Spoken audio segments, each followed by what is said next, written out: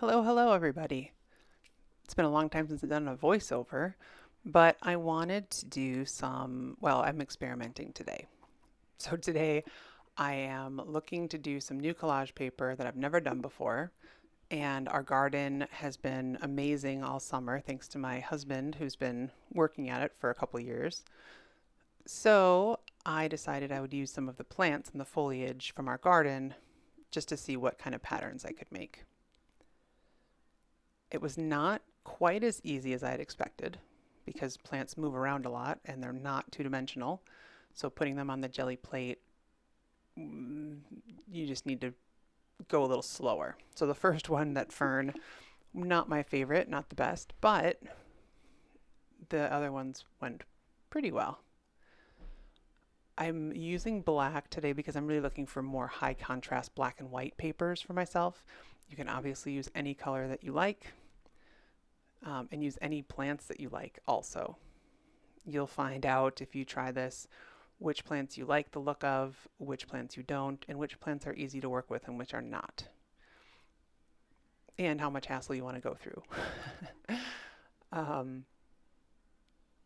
it's been a bit of a crazy week, crazy busy week, but a really good week.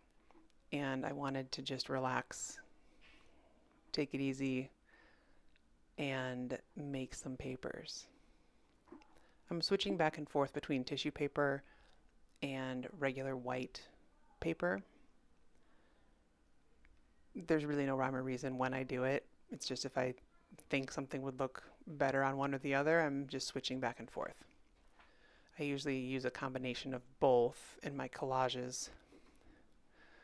Um, Speaking of problematic things, these are some hydrangea. I use some very small heads of the hydrangea because it's pretty lumpy and pretty bumpy, but they came out really well.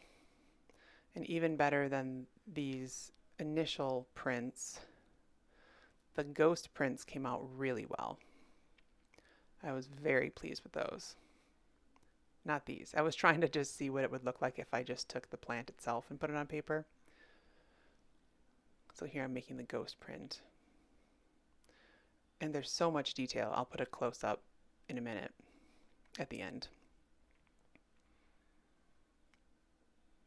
The hydrangea did leave behind some small pieces of the plant, so note that in any plants that you're taking in. This is from some tall native grasses that we have growing along our fence. Those came out really well. I like the graphic nature of those. You know, anything is fair game when it comes to the jelly plate, and when it comes to collage paper for that matter. This is totally an experiment. I've never done anything like this with plants before, to my knowledge. And I found out that I liked some of it, and some of it was really annoying. So I would encourage you guys to try anything.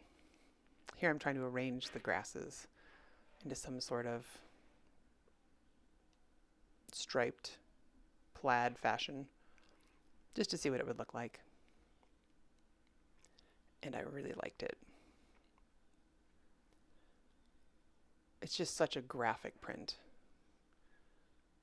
I don't do, well, I do subtle now, but I don't do subtle without something bold. I really like the bold.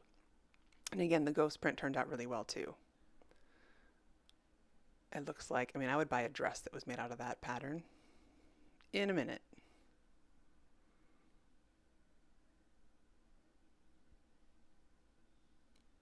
The branches that had too many leaves were bunching up, and I couldn't see the individual leaves as much as I wanted to. So this one I decided to take the leaves off of a branch and line them up a bit to see what that would look like.